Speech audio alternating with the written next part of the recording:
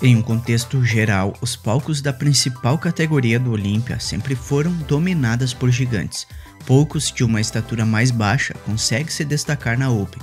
Até para ser mais justo, foi criado a atual categoria 212, visando favorecer esses atletas. Mas também não podemos ser tão dramáticos a isto, pois temos grandes exemplos de que a altura nunca foi um impedimento para se destacar. Nomes como Lee Priest, um dos baixinhos mais conhecidos do meio pro do fisiculturismo, surpreendeu a todos com 1,63 m de altura, sempre mantinha uma qualidade muscular surreal e a simetria que poucos alcançam. O atual Mr. Olympia, Derek Lunsford, campeão em 2023 e também da categoria 212 em 2021, tem apenas 1,68 m. O incrível Franco Columbo, que em 76 e 81 levou o Sandal, e muitos outros que sempre fizeram frentes aos gigantes nos palcos. Mas no doc de hoje vamos ver o primeiro a ser considerado um The Giant Killer do fisiculturismo. Com apenas 1,58 m e na média de 78 kg em palco, surpreendia a todos nos anos 70. Considerado por muitos o verdadeiro campeão do Olímpia de 1981, vamos ver a trajetória de Danny Padilla, um matador de gigantes.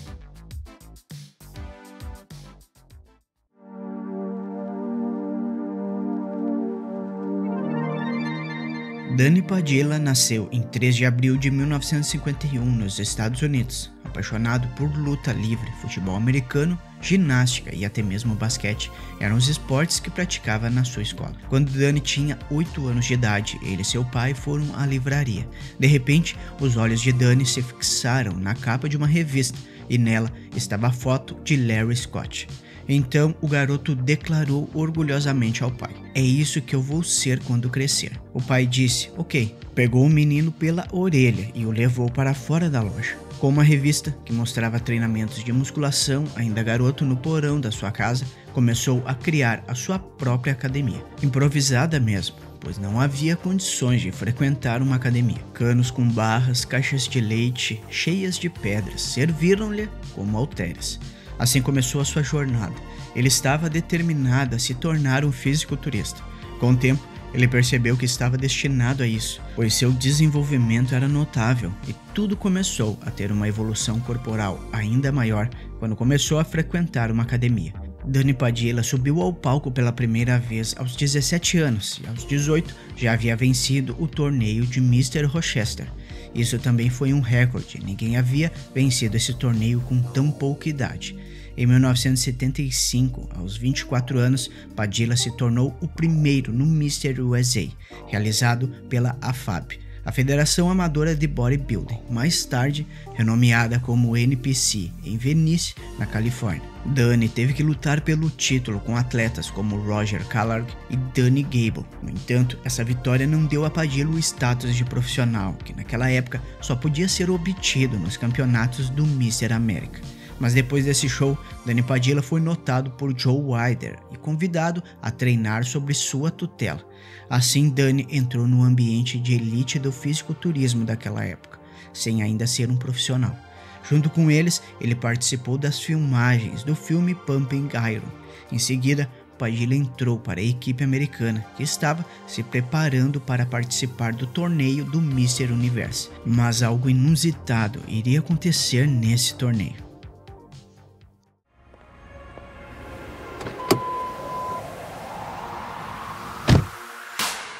Danny planejava se apresentar em uma divisão de peso leve.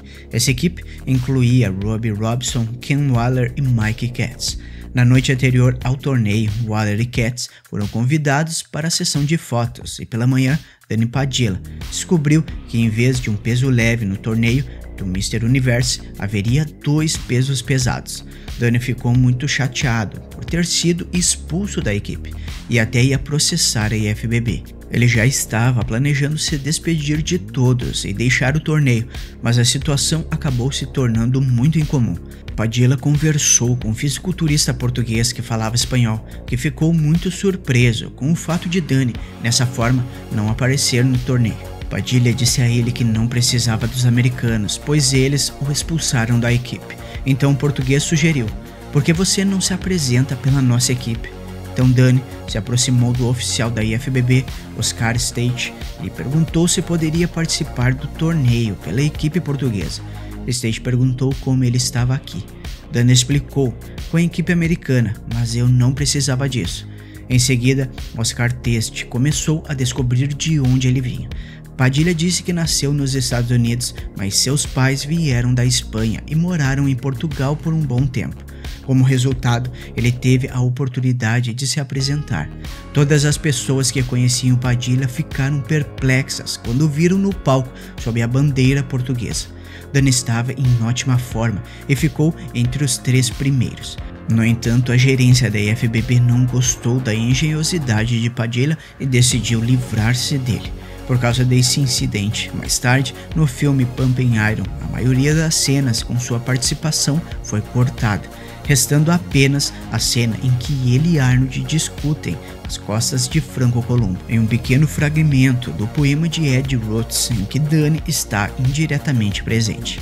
Em 1977, o sonho infantil de Dani Padilha finalmente se tornou realidade: o primeiro lugar no Mr. América. Dani foi o último vencedor desse torneio, pois a AAU disputou com a IFBB o direito de usar o nome e ganhou. A partir do ano seguinte, esse torneio se tornou a ser conhecido como Nationals. Esse torneio também não foi isento de intervenção por parte da IFBB. Contou com a participação de atletas como Roger Callard, campeão dos pesos médios, e Pete Grinkowski. No entanto, Dani ganhou de ambos, mas quando já estava no chuveiro, foi subitamente surpreendido de que Roger Callard, protegido de Schwarzenegger, e os juízes tinham dúvidas sobre a exatidão da determinação do vencedor e pediram que ele subisse novamente ao pódio para comparar com Roger. Padilha já tinha lavado o corpo e com sabão no cabelo defendeu o título. Desde então, Dani tem o apelido de The Giant Killer. Naquela época, tinha proporções e massa muscular com as quais muitos só podiam sonhar. Em 1976, no torneio do Mr. Universe, Dani Padilha foi derrotado por Mohamed McCabe, que era mais seco. Levou isso em consideração e no Mr. América apresentou-se em melhor forma. E depois de se vingar de Mohamed no Mr. Universe em 1977, derrotando.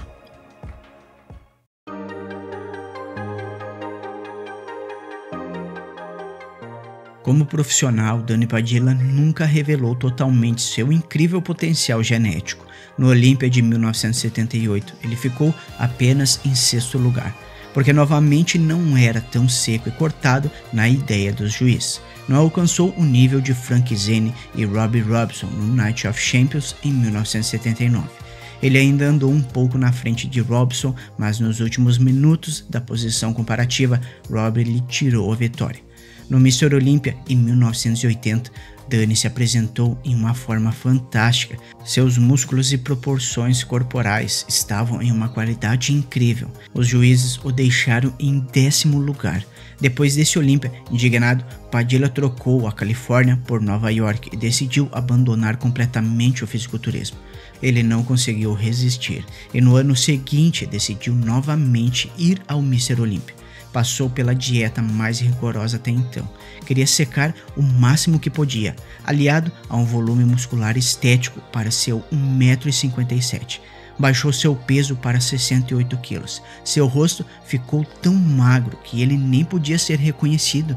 Os espectadores olhavam atentamente para saber se era um matador de gigantes, mas seu corpo não tinha uma gota de gordura aparente. Infelizmente, contra o pano de fundo de Tom Platz e Roy Chandler, Padilha parecia pálido, apesar de sua superioridade. Dani ficou em 5º lugar e Franco Columbu, com uma questionável vitória, tornou-se o campeão da noite.